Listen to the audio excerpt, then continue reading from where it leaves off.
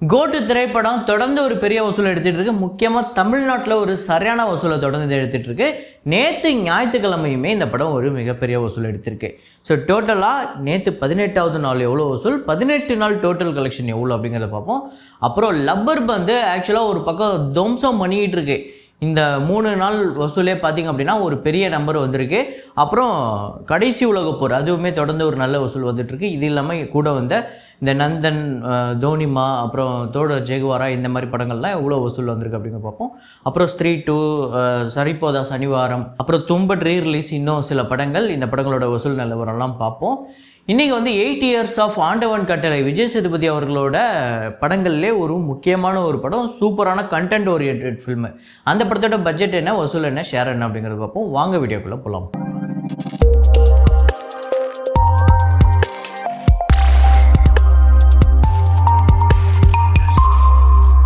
நேற்று வீடியோவில் நான் ஒரு ஃப்ரேம் ஒன்று வச்சுருந்தேன். நிறையா பேர் கரெக்டாக கெஸ் பண்ணியிருந்தீங்க. அது என்ன ஃப்ரேம், என்ன படம் அப்படிங்கிறத இப்போ பார்த்துட்டு வாங்க.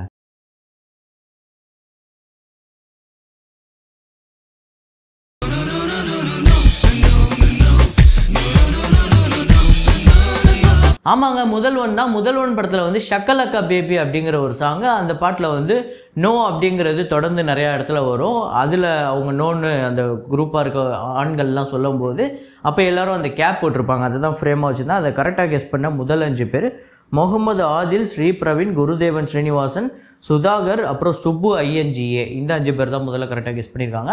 இன்றைக்கி ஒரு ஃப்ரேம் ஒன்று வச்சுருக்கேன். அது என்ன ஃப்ரேம், என்ன படம் அப்படிங்கிறத கெஸ் பண்ணுங்கள். ரொம்ப ஈஸின்னு நினைக்கிறேன். பார்த்த உடனே கண்டுபிடிச்சலாம். ரொம்ப ஈஸியாக வைக்கணும்னு தான் இதை வச்சதே.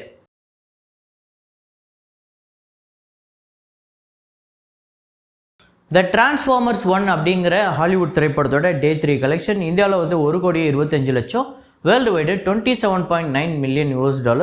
ஸோ டோட்டலாக 2,83,00,000 இந்தியாவிலையும், வேர்ல்டு வைடு $39 மில்லியன் வந்து கலெக்ட் பண்ணியிருக்கு. ரொம்ப சுமாராக தான் போய்கிட்டு இருக்கு. ஆக்சுவலாக இந்த படம் $75 மில்லியன் இந்த படத்தோட பட்ஜெட். பக்கிங்கம் மர்டர்ஸ் இந்த படத்தோட Day 10 கலெக்ஷன் இந்தியாவில் வந்து 66,00,000, வேர்ல்டு வைடு 72,00,000. ஸோ டோட்டலாக 10,50,00,000 இந்தியாவிலையும், வேர்ல்டு வைடு 11,98,00,000 வந்து வசூல் பண்ணியிருக்கு.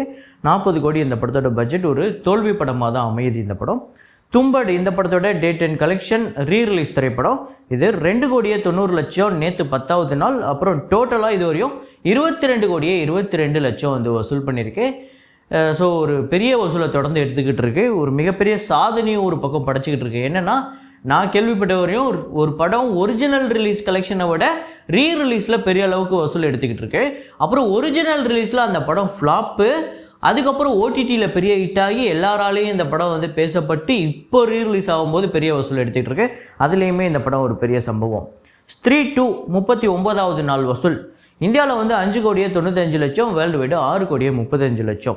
இந்தியா முழுக்க 689,73,00,000, வேர்ல்டு வைடு 823,87,00,000 வந்து வசூல் பண்ணியிருக்கு. ஸோ தொடர்ந்து பெரிய வசூல். அதுவும் இல்லாமல் இதுவரையும் வந்த இந்திய சினிமா வரலாறுலேயே இல்லாத அளவுக்கு ஒரு மிகப்பெரிய டிஸ்ட்ரிபியூட்டர் ப்ராஃபிட்டை கொடுத்துருக்கு. இந்த படத்தை வாங்கின எல்லாருக்குமே கொள்ள லாபம். அதாவது இதுக்கு முன்னாடி ஏதாவது ஒரு 7-8 வருஷமாக அவங்க வியாபாரம் பண்ணிகிட்டு இருக்காங்க அந்த டிஸ்ட்ரிபியூட்டர்ஸ் அப்படின்னா, அவங்க வாழ்நாளில் இத்தனை 7 வருஷமாக எவ்வளோ சம்பாரிச்சிருப்பாங்களோ அந்த காசை இந்த ஒரு படத்தில் சம்பாரிச்சிருப்பாங்க. அந்த அளவுக்கு ஒரு பெரிய வசூல் எடுத்திருக்கு. அப்புறம் யுத்ரா அப்படிங்கிற படம் Day 3 இந்தியாவில் வந்து 2,50,00,000, வேர்ல்டு வைடு 2,60,00,000.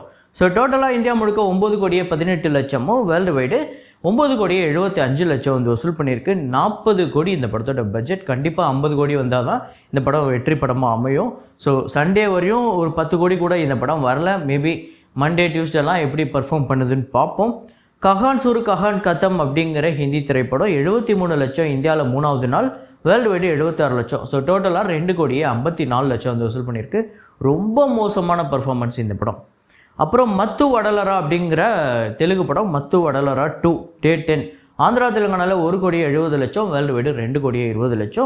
ஸோ டோட்டலாக 17,98,00,000 ஆந்திரா தெலுங்கானாலையும், வேர்ல்டு வைடு 26,88,00,000 வந்து வசூல் பண்ணியிருக்கு. ஆல்ரெடி இந்த படம் ஒரு மிகப்பெரிய ப்ராஃபிட். சரிப்போதா சனிவாரம் இந்த படத்தோட 25வது நாள் வசூல் ஆந்திரா தெலுங்கானாவில் 63,00,000, வேர்ல்டு வைடு 68,00,000. 105 கோடியே 29,00,000 இந்த படம் வந்து வசூல் பண்ணியிருக்கு வேர்ல்டு வைடு. கிஷ்கிந்தா காண்டம் இந்த படத்தோட Day 11. ஸோ கேரளாவில் 4,95,00,000 வந்து வசூல் பண்ணியிருக்கு வேர்ல்டு வைடு. 6,65,00,000. ஸோ டோட்டலாக 28 கோடியே 23 லட்சம் கேரளாலையும், வேர்ல்டு வைடு 43 கோடியே 68 லட்சம். இன்னொரு மலையாள படம், அதுவும் சின்ன பட்ஜெட் படம், 50 கோடியை நெருங்க போகுது. அதுவும் எனக்கு தெரிஞ்சு இந்த வீக்கெண்டு தான் இந்த படம் ஒரு பெரிய வசூல் எடுத்திருக்கு. அப்புறம் ஏஆர்எம் அஜென்டார் ரண்டம் மோஷனம், இந்த படத்தோட டே 11 கலெக்ஷன் கேரளாவில் 4 கோடியே 25 லட்சம், வேர்ல்டு வைடு 5 கோடியே 55 லட்சம். ஸோ டோட்டலாக 39 கோடியே 48 லட்சம் கேரளாலையும், வேர்ல்டு வைடு 68 கோடியே 77 லட்சம் வந்து வசூல் பண்ணியிருக்கு. ஸோ என்னென்னா, ஒரு 3 வருஷத்துக்கு முன்னாடி இருந்த மலையாள சினிமாவோட அந்த கெப்பாசிட்டி இப்போ இல்லை, ரொம்ப அதிகரிச்சிருச்சு. அதுக்கு உதாரணம் இந்த படங்கள்லாம். என்னென்னா, முக்கியமாக கல்ஃப் கண்ட்ரீஸில், ஓவர்சீஸ்லாம் பெரிய கலெக்ஷனை இந்த படங்கள்லாம் எடுத்துக்கிட்டு இருக்கு. முக்கியமாக கேரளாலேயே வந்து ஒரு நல்ல பயங்கரமான எக்ஸ்ட்ராடனரி மூவி அப்படின்னாலே ஒரு 3 வருஷத்துக்கு முன்னாடி வரையும் எவ்வளோ வசூல் எடுக்குன்னா, கேரளாலேயே ஒரு 25 கோடி 30 கோடிலாம் வந்து எக்ஸ்ட்ராடனரி. ஆனால் இப்போ பார்த்தா அங்கேயே பெரிய வசூலை வாரி குவிச்சிக்கிட்டு இருக்கு. அங்கேயே நிறையா படங்கள் 50 கோடி 60 கோடியெல்லாம் தாண்டி போய்கிட்டு இருக்கு. அப்புறம் தமிழில் வந்து அப்படின்னு HMM ஹக்மி மோரா, அதுக்கு டே 3 60,000, டோட்டலாக 2 லட்சம் வந்து வசூல் பண்ணியிருக்கு. 1.5 கோடி இந்த படத்தோட பட்ஜெட். தோனிமா அப்படிங்கிற படம், இந்த படத்தோட டே 3 கலெக்ஷன் 3 லட்சம் வந்து வசூல் பண்ணியிருக்கு. டோட்டலாக இந்த படம் 3 நாளில் 7 லட்சம், 3 கோடி இந்த படத்தோட பட்ஜெட். தோழர் சேகுவாரா, இந்த படத்தோட டே 3 3 லட்சம், டோட்டலாக இந்த படம் 3 நாளில் 8 லட்சம், 4 கோடி இந்த படத்தோட பட்ஜெட். கோழி பண்ணை செல்லதுரை, இந்த படத்தோட டே 3 கலெக்ஷன் தமிழ்நாட்டில் 15 லட்சம், வேர்ல்டு வைடு 16 லட்சம். ஸோ டோட்டலாக தமிழ்நாட்டில் 28 லட்சமோ, வேர்ல்டு வைடு 31 லட்சம் வந்து வசூல் பண்ணியிருக்கு. அப்புறம் நந்தன் பார்த்திங்க அப்படின்னா, நேற்று ஞாயிற்றுக்கிழமை முதல் 2 நாளோட டோட்டல் கலெக்ட் பண்ணால் கூட அதை விட அதிகமாக கலெக்ட் பண்ணியிருக்கு. 31 லட்சம் தமிழ்நாட்டில் வந்து வசூல் பண்ணியிருக்கு. வேர்ல்டு வைடு 34 லட்சம். ஸோ டோட்டலாக 51 லட்சம் தமிழ்நாட்டிலையும், வேர்ல்டு வைடு 57 லட்சம் வந்து வசூல் பண்ணியிருக்கு. 5 கோடி இந்த படத்தோட பட்ஜெட். கடைசி உலகப்போர், இந்த படத்தோட டே 3 தமிழ்நாட்டில் 95 லட்சம், வேர்ல்டு வைடு 1 கோடியே 10 லட்சம். ஸோ டோட்டலாக 2 கோடியே 45 லட்சம் தமிழ்நாட்டிலையும், வேர்ல்டு வைடு 2 கோடியே 80 லட்சம். இந்த படம் எவ்வளோ வசூல் வந்தால் வெற்றி அப்படிங்கிறதெல்லாம் வரப்போகிற நாட்களில் பார்ப்போம். அப்புறம் லப்பர் பந்து, ஸோ இந்த படம் வந்து தொடர்ந்து பெரிய வசூல் எடுத்துக்கிட்டு இருக்குது. முக்கியமாக இந்த படம் தமிழ்நாட்டில் தொடர்ந்து நல்ல வசூல் எடுத்துக்கிட்டு இருக்குது. டே 3 தமிழ்நாட்டில் 2 கோடியே 10 லட்சம் வந்து வசூல் பண்ணியிருக்கு. வேர்ல்டு வைடு 2 கோடியே 50 லட்சம். ஸோ டோட்டலாக தமிழ்நாட்டில் 4 கோடியே 56 லட்சமும், வேர்ல்டு வைடு 5 கோடியே 23 லட்சம் வந்து வசூல் பண்ணியிருக்கு. ஸோ 3 நாளில் 5 கோடிக்கு மேலே வசூலுங்கிறது உண்மையிலே பெரிய விஷயம். ஒரு சின்ன பட்ஜெட் படம், 10 கோடிக்கும் கம்மியான பட்ஜெட் திரைப்படம் தான். நல்ல ப்ரொமோஷன் பண்ணியிருக்காங்க ஆக்சுவலாக இந்த படத்துக்கு. நல்ல ஒரு கண்டென்ட்டு, அதாவது கதையை நம்பி படத்தை எடுத்திருக்காங்க.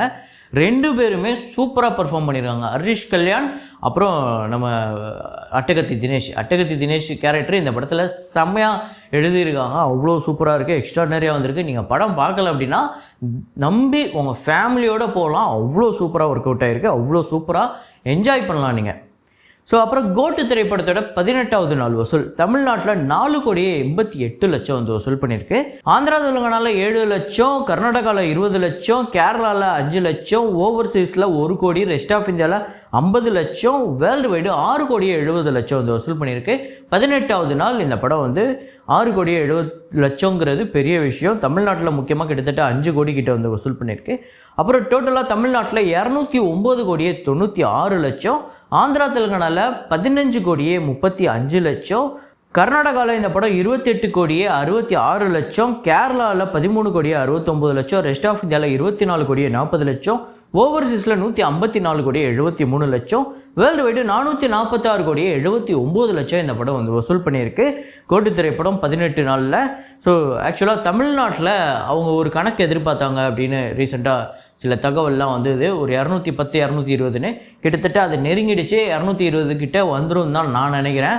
ஸோ உண்மையிலே வேறு லெவல் பர்ஃபார்ம் பண்ணிக்கிட்டு இருக்கு தமிழ்நாடை பொறுத்த வரையும். Tamil Nadu, overseas, Karnataka, rest of இந்தியாலாம் எக்ஸ்ட்ராடினரியாக பண்ணிடுச்சு. இந்த 18 நாளில் 2 ஏரியா மட்டும் கோட்டை விட்டுச்சு, ஒன்றும் பண்ண முடியல அதுக்கு. ஸோ அதுக்கடுத்தது ஆண்டவன் கட்டளை, அந்த படத்தோட வசூலை சொல்கிறேன் அப்படின்னு சொல்லியிருந்தேன். 2016ஆம் ஆண்டு வந்தது, இன்னையோட 8 வருஷத்தை கடந்திருக்கு. ஸோ எம் மணிகண்டன் அவர்களோட அவர் சரியான டைரக்டரு. காக்கா மூட்டையாக இருக்கட்டும், ஆண்டவன் கட்டளையாக இருக்கட்டும், இப்போ கடைசியாக வந்த கடைசி விவசாயியாக இருக்கட்டும், எல்லாமே வேறு லெவல். முக்கியமாக எனக்கு ஆண்டவன் கட்டளை பர்சனலாக ரொம்ப பிடிக்கும்.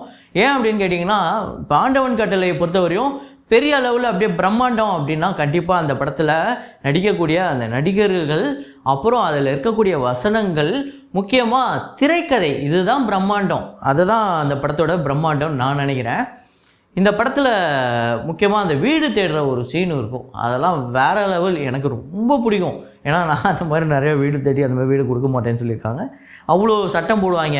இவ்வளோண்டு திப்பிட்டி மாதிரி ஒரு வீடை கட்டி வச்சுக்கிட்டு அங்கே லைட்டு போடக்கூடாது, 10 மணிக்குள்ளே வீட்டுக்குள்ளே வரணும், அது இதுன்னு 1000 சட்டம் போடுவாங்க. அதை பார்க்கும்போது நம்மளுக்கு பர்சனலாக கனெக்ட் ஆகும். ஸோ இந்த படத்தோட பட்ஜெட் 8 கோடி, தமிழ்நாட்டில் மட்டுமே 16 கோடி வந்து வசூல் பண்ணியிருக்கு. 23 கோடி வேர்ல்டு வைடு, 12 கோடியே 80 லட்சம் கிட்டே இந்த படத்துக்கு ஷேர் வந்திருக்கு. ஒரு சூப்பர் ஹிட் திரைப்படம். வழக்கமாக இந்த மாதிரி படங்கள் தேட்டரிகளாக பெரிய ஹிட் ஆகாது, ஆனால் விமர்சனமாக நல்லா வரும். ஆனால் இந்த படம் ஆக்சுவலாக தேட்டரிகளாகவே நல்ல ஹிட்டான ஒரு படமாக அமைஞ்சுது. இந்த படம் உங்கள் எத்தனை பேருக்கு ஃபேவரட் அப்படிங்கிறத கமெண்ட்டில் போடுங்க. இதே மாதிரி ஒரு வீடியோவில் இதே மாதிரி கலெக்ஷன் ரிப்போர்ட்டில் மீண்டும் நான் உங்களை சந்திக்கிறேன். Signing off Rahman.